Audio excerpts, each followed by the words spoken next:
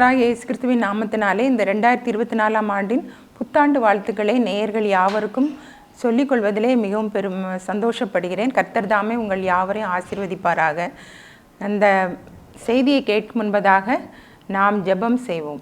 என்னை முற்றும் மாற்றிட உன்னத பல நூற்றிடும், இன்னும் இன்றும் ஈசனையும் நல்வரங்கள் ஏந்திடும், கண்ணிகளில் சிக்கிடாமல் கண்மணி போல் காத்திடும், கண்மலையும் மீட்பரும் என் காவலும் நீரே.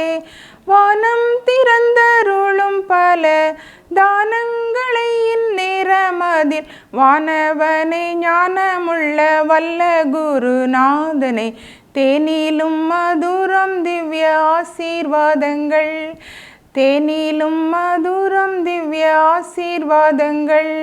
எங்களை அதிகமாக நேசிக்கிற அன்பின் பரலோக பிதாவே, இந்த அருமையான வேலைக்காக நன்றியோடு கூட நம்மை ஸ்தோத்திரிக்கிறோம், துதிக்கிறோம். ஆண்டவரே, இந்த புதிய ஆண்டிலும் உடைய வார்த்தைகளை தியானிக்கும்படியாக நீர் கொடுத்த கிருபைக்காக உமக்கு கோடா கோடி ஸ்தோத்திரம்.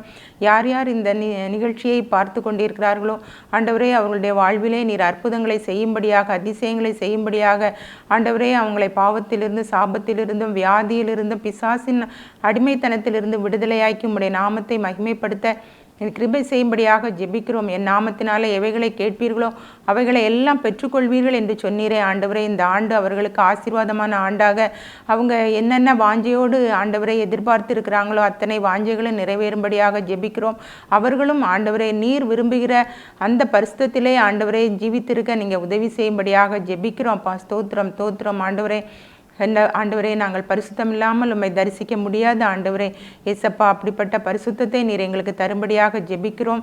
உம்முடைய சிலுவையிலே சிந்தின இரத்தத்தினாலே ஆண்டவரே எங்களை மீட்டெடுத்து ஆண்டவரே இம்மட்டுமாய் உம்முடைய பரிசுத்த வாழ்க்கையிலே நடத்தி வருகிற தயவை நினைத்து நன்றியோடு உம்மை ஸ்தோத்திரிக்கிறோம். அல்லேலூயா. உம்மை துதிக்கணும். நாங்கள் விரும்புகிறதிலும் வேண்டிக் கொள்கிறதிலும் அதிகமாக செய்கிற தேவனாக இருக்கிறபடினால் உம்மை ஸ்தோத்திரிக்கணும். இப்பொழுதும் நாங்கள் தியானிக்கிற வசனங்கள் உம்முடைய நாம மகிமைக்கென்று ஆண்டவரே ஏசப்பா நீர் பயன்படுத்தும்படியாக ஜெபிக்கிறோம். ஒவ்வொருவரும் உடைய பிள்ளைகளாக மாறட்டும். உடைய கரத்திலே தாழ்த்தி ஒப்பு கொடுக்கிறேன். இயேசு கிறிஸ்துவின் நாமத்தினாலே ஜெபிக்கிறேன் ஜீவனுள்ள நல்ல பிதாவே, ஆமேன். கடந்த ஆண்டு வாக்குத்தத்தமாக ஏசாயா 58:11 வசனத்தை நம்ம தியானித்தோம். கர்த்தர் நித்தமும் உன்னை நடத்தி மகா வறட்சியான காலங்களில் உன் ஆத்மாவை திருப்தியாக்கி உன் எலும்புகளை நினமுள்ளதாக்குவார். நீ நீர்ப்பாய்ச்சலான தோட்டத்தை போலும் வற்றாத நீரூற்றை போலும் இருப்பாய் என்ற வாக்குத்தத்தின்படி ஆண்டவர் உங்களை நிச்சயமாக நடத்தியிருப்பார். மகா வறட்சியான காலங்கள், எத்தனையோ இழப்புகள் இருந்தாலும் ஆண்டவர், எத்தனையோ நஷ்டங்கள் வந்தாலும், கஷ்டங்கள் வந்தாலும், சுகவீனங்கள் பலவீனங்கள் வந்தாலும் கர்த்தர் நித்தமும் உங்களை நடத்தினார் என்று நான் விசுவாசிக்கிறேன். நீங்கள் வற்றாத நீரூற்றை போல இருந்திருப்பீர்கள் என்று நான் விசுவாசிக்கிறேன். கர்த்தர் அப்படியே இந்த ஆண்டிலும் உங்களுக்கு கொடுக்கிற வாக்குத்தத்தம் என்ன அப்படின்னா, நீங்கள் எதை குறித்தும் பயப்படக்கூடாது. யோசுவா 1:9 நீங்கள் வாசித்தீங்கன்னா அதில் கொடுக்கப்பட்டிருக்கிறது, நீ பலங்கொண்டு திடமனதாயிரு, திகையாதே, கலங்காதே, நீ போகும் இடமெல்லாம் உன் தேவனாகிய கர்த்தர் உன்னோடு இருக்கிறார். அப்படி யோசுவாவுக்கு கொடுத்த அந்த வாக்குத்தத்தத்தை கர்த்தர் இந்த ஆண்டிலே உங்களுக்கு கொடுக்கிறார். நீங்கள் பலங்கொண்டு திடமனதாக இருங்க. எதை குறித்தும் பயப்படாமலும் திகையாமலும் கலங்காமலும் இருங்க. பயப்படும் காரியங்கள், திகைக்கும் காரியங்கள், கலங்கும் காரியங்கள் உங்கள் வாழ்க்கையிலே வந்தாலும் கர்த்தர் உங்களோடு இருப்பார். உலகத்திலே உங்களுக்கு உபத்திரவங்கள் உண்டு, ஆனாலும் திடன் கொள்ளுங்கள், நான் உலகத்தை ஜெயித்தேன் அப்படின்னு சொன்னார். கர்த்தர் அப்படியே உங்களை இந்த ஆண்டிலே வழிநடத்தி அவருடைய நாமத்தை மகிமைப்படுத்துவார். நீங்கள் அவருக்கு மகிமை உள்ள சாட்சிகளாக ஜீவிப்பீர்கள் என்று கர்த்தருக்குள்ள நம்புகிறேன். இந்த நாளிலும் தியானத்திற்காக எடுத்துக்கொண்ட வேத வசனம், ஆண்டவர் நம்மளை பாவத்திலிருந்தும் விடுதலை என்ற தலைப்பில் ஆண்டவர் பேச சொல்லியிருக்கிறாரு. அதை நான் உங்களுக்கு சொல்கிறேன். எதில் இருந்தெல்லாம் நமக்கு விடுதலை வேணும், நமக்கு விடுதலை இல்லாமல் ஜனங்கள் இருக்கிறாங்க அப்படின்னு சொல்லி ஆண்டவர் சொல்கிறாரு. அதனால் நம்ம எதில் ஏன் நம்மளுக்கு விடுதலை இல்லை, நம்ம விடுதலையோடு ஏன் இந்த உலகத்தில் வாழ முடியலை, ஒரு செழிப்பான, ஒரு நிம்மதியான, ஒரு திருப்தியான வாழ்க்கை ஏன் வாழ முடியலை அப்படின்னு பார்த்தீங்கன்னா, அதற்கு பாவத்தினால் நம்ம விடுதலை அடையாமல் இருக்கிறோம்.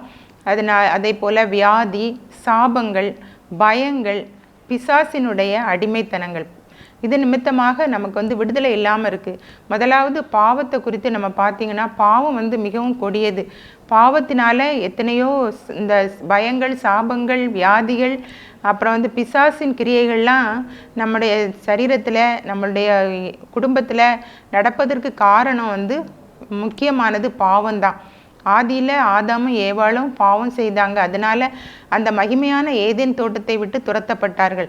அந்த மகிமையான ஏதேன் தோட்டத்தை மீண்டும் அந்த அனுபவத்தை மீண்டும் பெறுவதற்கு தான் இயேசு கிறிஸ்து இந்த உலகத்தில் வந்து நம்முடைய பாவங்களுக்காக, சாபங்களுக்காக, நோய்களுக்காக, பிசாசின் அடிமைத்தனத்திலிருந்து நம்மளை விடுவிப்பதற்காக, பயத்திலிருந்து விடுவிப்பதற்காக அவர் வந்து சிலுவையிலே தம்முடைய சொந்த இரத்தத்தை சிந்தினார். அவர் வந்து மரித்தார். ஆனாலும் 3ஆம் நாளிலே உயிரோடு எழுந்து இன்று பிதாவினுடைய வலது பார்சத்திலிருந்து நமக்காக பரிந்து பேசி கொண்டிருக்கிறார். அதை நம்ம வந்து அறிந்து கொள்ளணும். அதனால் அதிலிருந்து நமக்கு வந்து பாவத்திலிருந்து விடுதலை கிடைக்கிறது அவருடைய இரத்தத்தினால. 1 யோவான் 1:7 சொல்லுகிறது, இயேசு கிறிஸ்துவின் இரத்தம் சகல பாவங்களை நீக்கி நம்மை சுத்திகரிக்கிறது அப்படின்னு சொல்லப்பட்டிருக்கிறது. ஏசாயா 61:1 சிறைப்பட்டவர்களுக்கு விடுதலையை தருவதற்காக தான் இயேசு கிறிஸ்து இந்த உலகத்தில் வந்தார். அதனால் சிறைப்பட்டிருக்கிறோம், பாவத்தினால சிறைப்பட்டு இருக்கிறோம். அந்த பாவத்திலிருந்து விடுதலை தருவதற்காக தான் இயேசு கிறிஸ்து இந்த உலகத்தில் வந்து சிலுவையிலே தம்முடைய இரத்தத்தை சிந்தினார். அதனால் நம்ம முதலாவது நம்முடைய பாவத்திலிருந்து விடுதலை ஆக வேண்டும். பாவம்தான் எல்லாவற்றிற்கும் காரணம். யாக்கோபு 1:15 சொல்லுகிறது, எப்படி இந்த பாவம் வந்தது? இச்சையானது கர்ப்பம் தரித்து பாவத்தை பிறப்பிக்கும், பாவம் பூரணமாகும் போது மரணத்தை பிறப்பிக்கும். அப்போ அந்த பாவத்தினால மரணம் வரைக்கும் கொண்டு சென்று விடுகிறது. அந்த பாவம் எதனால் வந்ததுன்னா இச்சையினால்.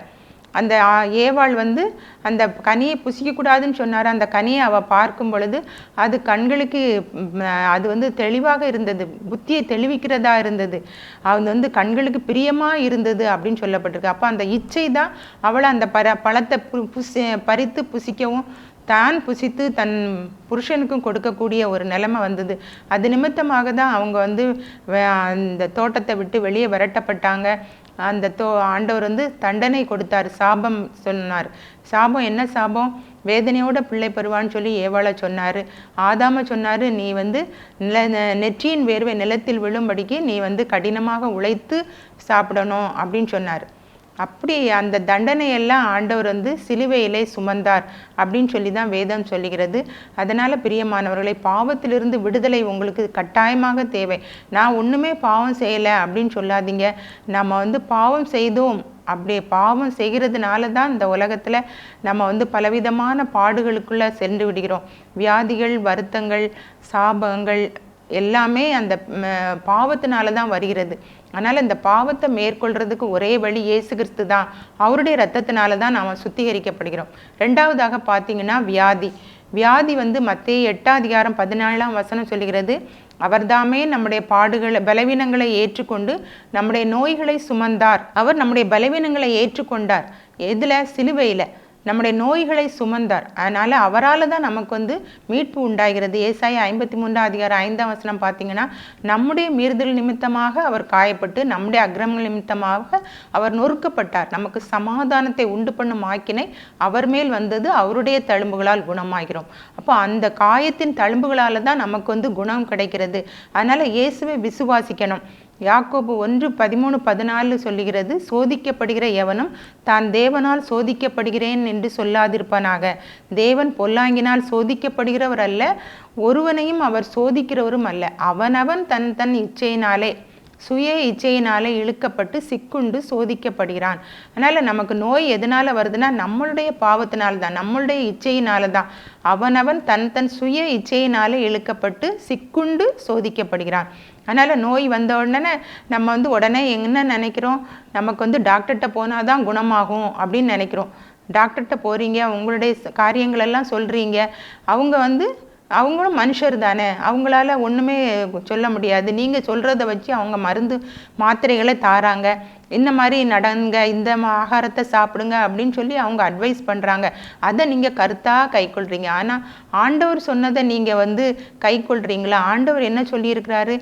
நீ வந்து பாவம் செய்யாத அப்படின்னு சொல்லியிருக்கிறாரு. அப்போ நம்ம பாவம் செய்யாமல் இருந்தால் தான் நமக்கு நோய் வராது. அதை நம்ம வந்து செய்கிறதில்ல. அவருடைய இரத்தத்தினால கழுவப்பட்டோன்னா அவர் நம்மளை சுத்திகரிக்கிறார். அதனால் நம்ம ஒரு பரிசுத்தமான வாழ்க்கை வாழலாம். வேற யாரும் இந்த வார்த்தையை சொல்லவே இல்லை. இயேசு கிறிஸ்து மாத்திரம்தான் சொல்கிறாரு, என்னை விசுவாசிக்கிறவன் பதறான், விசுவாசிக்கிறவனுக்கு எல்லாம் கூடும். விசுவாசம் இல்லாமல் தேவனுக்கு பிரியமாக இருப்பது கூடாத காரியம். அவருடைய வார்த்தைகளை நம்ம விசுவாசிக்கணும். அவருடைய இரத்தத்தினால நம்ம கழுவப்படணும். இயேசு கிறிஸ்துவின் ரத்தம் சகல பாவங்களை நீக்கி நம்மை சுத்திகரிக்கிறது அப்படின்னு சொன்னால் அதை விசுவாசிக்கணும். டாக்டர்ஸ் சொல்கிறது, மனுஷர் சொல்கிறது எல்லாத்தையும் நம்ம விசுவாசிக்கிறோம். ஆனால் ஆண்டவருடைய வார்த்தைகளை நம்ம விசுவாசிக்காதனால பலவிதமான பாடுகளில் நம்ம சிக்கி கொண்டு இருக்கிறோம். அதனால் நம்மளுக்கு விடுதலை இல்லை. அந்த விடுதலை தர்றதுக்கு இயேசு கிறிஸ்து தான் வழி. நானே வழியும் சத்தியமும் ஜீவனுமாக இருக்கிறேன் என்று சொல்லியிருக்கார். அவர் தான் வழி. எசேக்கியா ராஜாவை பற்றி நீங்கள் கேள்விப்பட்டிருப்பீங்க. அவருடைய நோய் அவர் மரணத்துக்கு ஏதுவான ஒரு நோய். ஆனால் அவர் என்ன செய்தார்? ஏசாயா 38:3 பார்த்தீங்கன்னா, கர்த்தாவே, நான் உமக்கு முன்பாக உண்மையும் மன உத்தமமாய் நடந்து உமது பார்வைக்கு நலமானதை செய்தேன் என்பதை நினைத்தருளும் என்று விண்ணப்பம் பண்ணி மிகவும் அழுதான். அந்த அழுதான். அப்படி நம்ம நோய்க்காக அழுது ஜெபம் பண்ணணும். ஆண்டவர் தான் குணமாக்க முடியும். எந்த மருத்துவர்கள் கூட சில நேரம் என்ன செய்துறாங்க? கைவிட்டுறாங்க.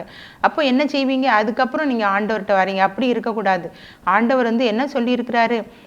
நீ உன் பொருத்தனைகளை நீ தேவனுக்கு 50ஆம் சங்கீதம் 14-15 நீங்கள் வாசித்து பார்த்தீங்கன்னா, உன் தேவனுக்கு ஸ்தோத்திர பலியிட்டு உன்னதமானவருக்கு பொருத்தனைகளை செலுத்தி ஆபத்து காலத்தில் என்னை நோக்கி கூப்பிடு, நான் உன்னை விடுவிப்பேன், நீ என்னை மகிமைப்படுத்துவான்னு சொல்லியிருக்கிறார். ஆனால் முதல்ல நம்ம செய்ய வேண்டியது என்னது? ஸ்தோத்திர பலியிட்டு நம்மளுடைய பொருத்தனைகளை எல்லாம் நிறைவேற்றணும். அப்போ ஆண்டவர் என்ன செய்வார்? உனக்கு ஆபத்து வரும் பொழுது அவர் உன்னை விடுவிப்பார், நீ அவரை மகிமைப்படுத்துவார். அப்படிதான் எசேக்கியா ராஜா என்ன சொல்றான்? நான் உமக்கு முன்பாக உண்மையும் மன உத்தமமாய் நடந்தேன் என்பதை நினைத்தருளும் அப்படின்னு சொல்லி அழுதான். ஆண்டவர் உடனே என்ன சொல்றார்? 5ஆம் வசனத்தில் பார்த்தீங்கன்னா, ஏசாயா 38:5 பார்த்தீங்கன்னா, உன் விண்ணப்பத்தை கேட்டேன், உன் கண்ணீரை கண்டேன், இதோ நான் உன் நாட்களோட 15 வருஷம் கூட்டுவேன் அப்படின்னு சொன்னார். அப்போ நம்ம மன உண்மையாக இருந்து ஆபத்து காலத்தில் அவரை நோக்கி கூப்பிட்டாதான் ஆண்டவர் செவி கொடுத்து நம்மளோட எல்லா இக்கட்டுகளுக்கும் நம்மளை விளங்கி நம்மளை சாட்சியாக நிறுத்துவார். பிரியமானவர்களை, இந்த நாளில் ஒரு தீர்மானம் எடுங்க. எந்த நோய் வந்தாலும் ஆண்டவர்கிட்ட ஜெபம் பண்ணுங்க. ஆண்டவர்கிட்ட அழுது ஜெபம் பண்ணுங்க. உபவாசம் இருந்து ஜெபம் பண்ணுங்க. நிச்சயமாக கர்த்தர் அதிலிருந்து விடுவிப்பார். இதை என்னுடைய அனுபவத்திலிருந்து நான் உங்களுக்கு சொல்லுகிறேன். கர்த்தர் நிச்சயமாக இதில் நான் ஒரு சாட்சியாக இருக்கிறேன்.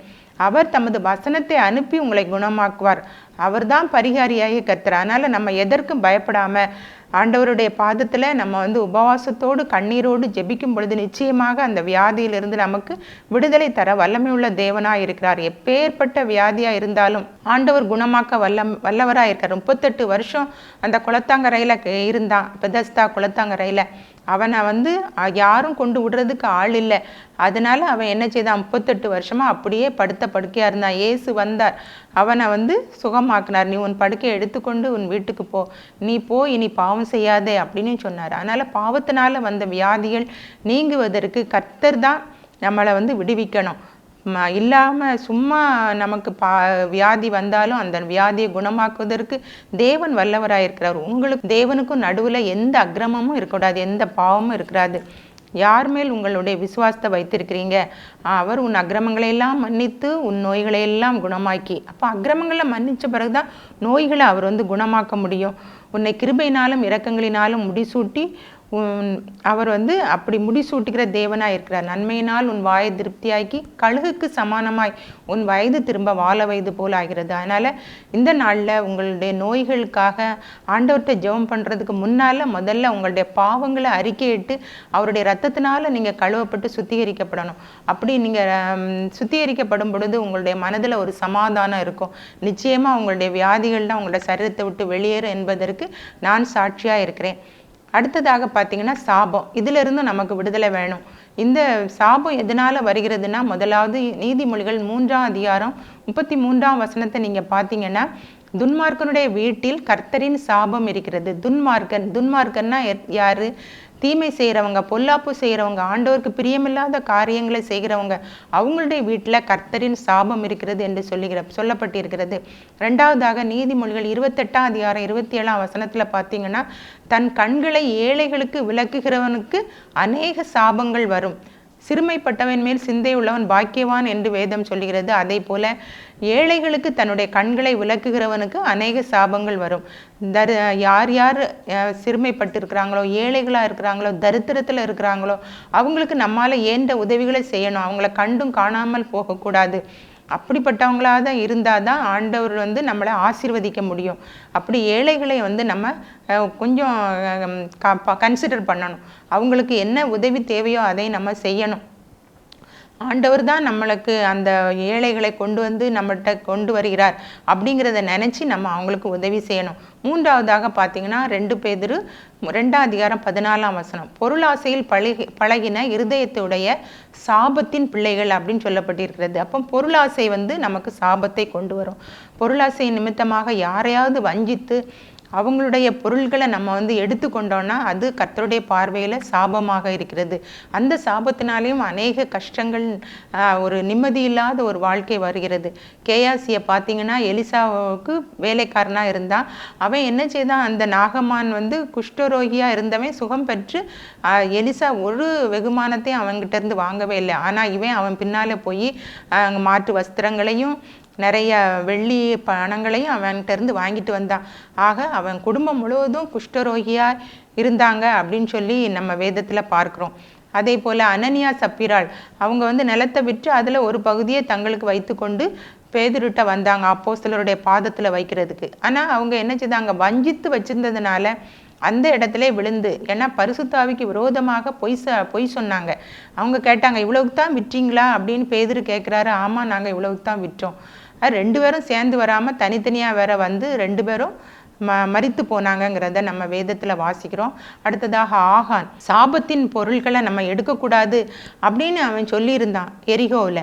ஆனால் அந்த ஆகான் என்ன செய்தான், அந்த சாபத்தின் பொருட்களை எடுத்து தன்னுடைய கூடாரத்தில் நிலத்தை தோண்டி அதுக்குள்ளே வச்சான். பாபிலோனிய சால்வை, வெள்ளி பணம் எல்லாத்தையும் அதுக்குள்ளே வச்சுருந்தான். அதனால கடைசியில் என்ன ஆச்சுது, அவங்களால யுத்தத்தில் ஜெயிக்க முடியலை. காரணத்தை கண்டுபிடிச்சாங்க. இந்த ஆகானுடைய குடும்பம் முழுவதையும் கல்லெறிந்தே கொன்றாங்க அப்படின்னு சொல்லி நம்ம வேதத்தில் பார்க்குறோம்.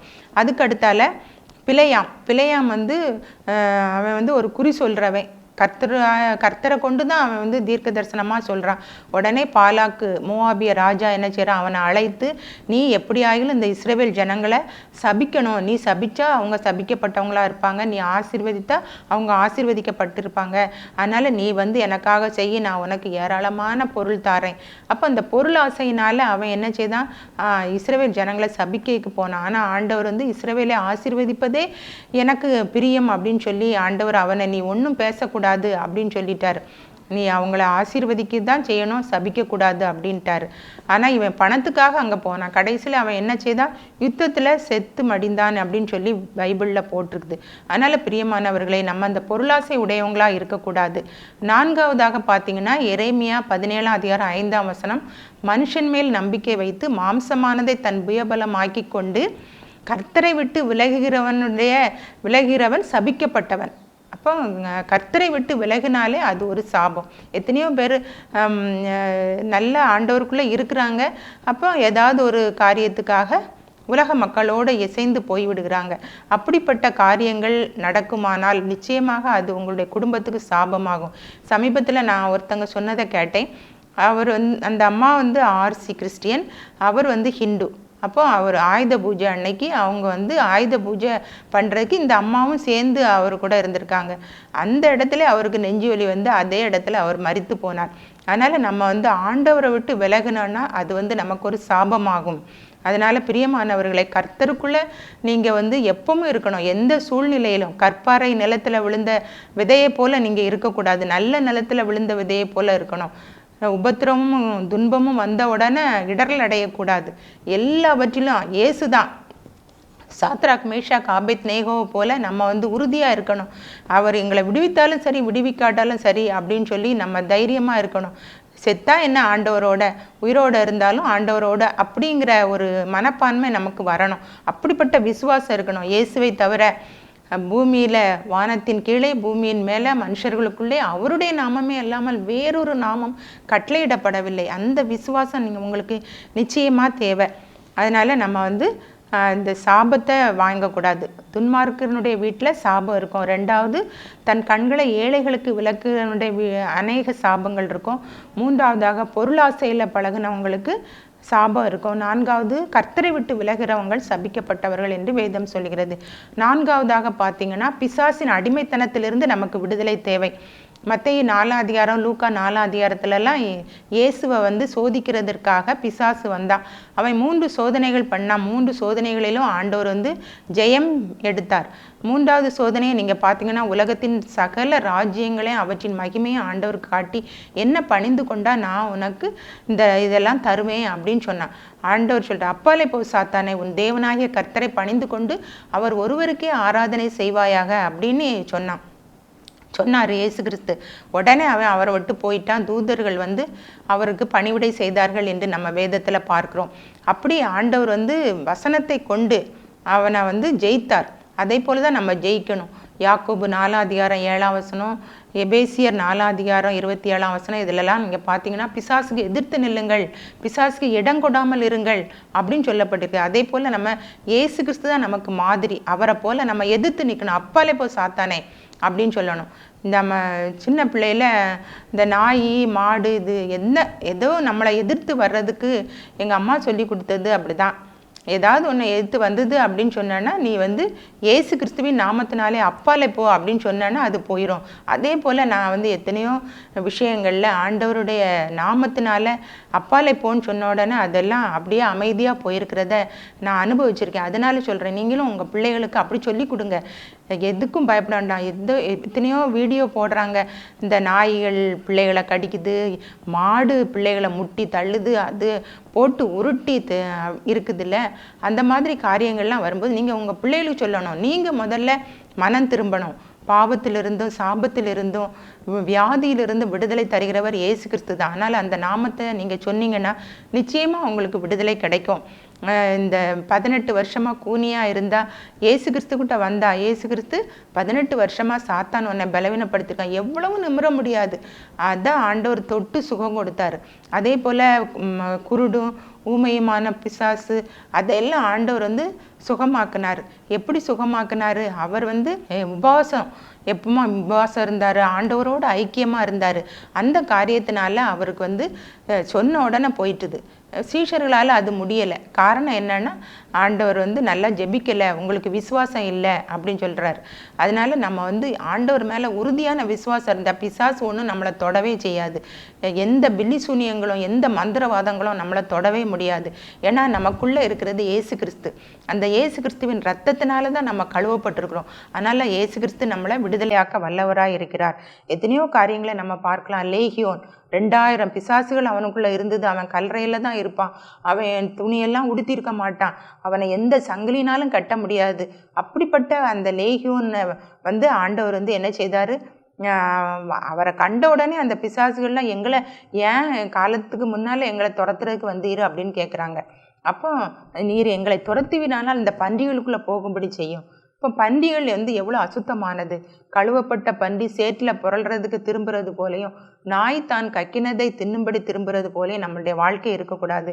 ஒன்ஸ் நம்ம வந்து இயேசு கிறிஸ்துவின் ரத்தத்தினால கழுவப்பட்டு இயேசு கிறிஸ்துவை சொந்த ரட்சகராக ஏற்றுக்கொண்டு அவருடைய பிள்ளைகளாக வாழ்கிறோன்னா எப்பொழுதும் அந்த நிலைமையில் இருக்கணும், பின் வாங்கக்கூடாது. அப்படின்னா அந்த பன்றி வாழ்க்கை தான் நமக்கு கிடைக்கும், நாயுடைய வாழ்க்கை தான் நமக்கு கிடைக்கும். பிரியமான பிள்ளைகளை, கர்த்தரை விட்டு விலகாதீங்க, சாபத்தை ஏற்றுக்கொள்ளாதீங்க. இந்த பிசாசின் அடிமைத்தனத்திலிருந்து விடுதலை ஆகணும்னா கர்த்தருடைய நாமம், இயேசு கிறிஸ்துவின் நாமம்தான் உங்களை விடுதலை ஆக்கும். அதற்கு நான் சாட்சி. அடுத்ததாக பார்த்தீங்கன்னா பயம். அந்த பயமானது வேதனை உள்ளது, பூரண அன்பு பயத்தை புறம்பை தள்ளும் என்று 1 யோவான் 4ஆம் அதிகாரம் 18ஆம் வசனம் சொல்லுகிறது. பிரியமானவர்களே, பயங்கிறது வந்து ரொம்ப மோசமானது. அதில் மரண பயம்னு ஒன்று இருக்குது. எபிரேயர் 2ஆம் அதிகாரம் 14-15 வசனங்கள் சொல்லுகிறது, ஜீவகாலமெல்லாம் மரண பயத்தினாலே அடிமைத்தனத்துக்கு உள்ளானவர்கள் யாவரையும் விடுதலை பண்ணும்படிக்கு மரணத்தை ருசி பார்த்தார். இயேசு கிறிஸ்து நமக்காக அந்த மரணத்தை ருசி பார்த்தார். ஏன் மரணத்தை ருசி பார்த்தார்? மரண பயத்தில் இருந்து. என்னுடைய சகோதரி அப்படி மரண பயத்தில் தான் இருந்தாங்க. எங்கேயும் அவங்களால தனியாக போக முடியாது. எம்ஏ படிச்சுட்டு இருக்காங்க. அந்த நேரத்தில் அந்த மரண பயம் வந்து அவங்களால அதிலிருந்து விடுதலை பெறவே முடியலை. அப்புறம் நல்லா ஜெபம் பண்ணி அவங்க அபிஷேகம் பெற்ற பிறகு தான் அவங்களால அதை வந்து மேற்கொள்ள முடிந்தது. இந்த மரண பயங்கிறது ரொம்ப பொல்லாத ஒரு பயம். இந்த பயம் எத்தனையோ பேர் மன அழுத்தத்தினால பாதிக்கப்பட்டிருக்கிறாங்க. எத்தனையோ பேர் பிசாசின் கட்டுகளுக்குள்ளே இருக்கிறாங்க. இந்த கட்டுகள்லாம் நீங்கணும்னா இயேசு கிறிஸ்துவின் ரத்தத்தினால நீங்கள் சுத்திகரிக்கப்படணும். இயேசு கிறிஸ்து தான் வழி, அவர் தான் சத்தியம், அவர் தான் ஜீவன். அப்போ நம்ம வந்து இயேசுவின் பிள்ளைகளாக இருந்தால் பாவம், பயம், சாபம், வியாதி, பிசாசின் பிடியிலிருந்து நம்மளை மீட்க வல்லவராய் இருக்கிறார். இயேசு கிறிஸ்து தான் இந்த நியாயப்பிரமாணத்தின் சாபத்துக்கு நம்மளை விடுதலை ஆக்கினார். ஏன்னா மரத்திலே தூக்கப்பட்ட எவனும் சபிக்கப்பட்டவன் அப்படின்னு சொல்லி வேதத்தில் நம்ம பார்க்குறோம். அப்படிப்பட்ட சாபத்தை அவர் சிலுவையிலே சுமந்தார். அது நிமித்தமாக நம்ம ஒரு பரிசுத்தமான ஒரு விடுதலையான வாழ்க்கையை நம்ம வாழலாம். அதை தான் ஆண்டவர் பைபிளில் சொல்லியிருக்கிறாரு. அதனால் நீங்கள் இன்னும் காலத்தை கடத்தாமல் கிருபையின் நாட்களை, எத்தனையோ பேர் தங்களுக்கு அருமையானவர்களை இழக்க கொடுத்துருக்காங்க. தங்களுடைய உடைமைகளை, தங்களுடைய வீடுகளை எல்லாம் இழந்து அவங்க என்ன செய்வோம் அப்படின்னு சொல்லி, எதிர்காலம் நமக்கு எப்படி இருக்கும்னு சொல்லி இருக்காங்க. ஆனால் அவங்க ஏற்கனவே இயேசுவை அறிந்திருந்தாங்கன்னா நிச்சயமாக ஆண்டவர் ஒரு வழியை திறந்து விட்டுருப்பாரு. இப்பொழுது அவங்க எத்தனையோ பேர் பாடுபடுறாங்க. அவங்களுக்காக நம்ம ஜெபிக்கணும், அவங்களுக்கு நம்ம சுவிசேஷத்தை அறிவிக்கணும். கர்த்தர் இந்த பெரும் நஷ்டத்திலிருந்து அவங்களுக்கு ரெண்டத்தனையான நன்மையை கொடுப்பேன்னு சொல்கிறாரு. யோபு எல்லாவற்றையும் இழந்தான். தன்னுடைய சரீரத்திலையும் அவனுக்கு பாடுகள். ஆனாலும் அவன் அவர் என்னை கொன்று போட்டாலும் அவரில் நான் நம்பிக்கையாக இருப்பேன்னு சொன்னான். அப்படிப்பட்ட ஒரு நம்பிக்கை நமக்கு இருக்கணும். யாக்கோபு வெறும் கோலும் தடியோட அவன் என்ன செய்தான், போனான். அவங்களுடைய நாட்டை விட்டு, அவங்க பெற்றோரை விட்டு போனான். ஆனால் திரும்பி வரும் பொழுது 2 பரிவாரங்களோடு வந்தான். அப்படி ஆண்டவர் எப்போவுமே நம்மளை குறைவோடு இருக்க வைக்க மாட்டார். அவர் நிறைவுள்ளவங்களாக தான் நம்மளை வைக்கிறதுக்கு நல்லவராக இருக்கிறார். அதை அனுபவிச்சாதான் நம்மளுக்கு தெரியும். நான் அனுபவிச்சனால உங்களுக்கு சொல்கிறேன். அதனால் நீங்கள் இந்த இயேசுவை ஏற்றுக்கொள்ளுங்க. இந்த இயேசுவை தவிர வேறு யாராலையும் உங்களை மீட்கவே முடியாது.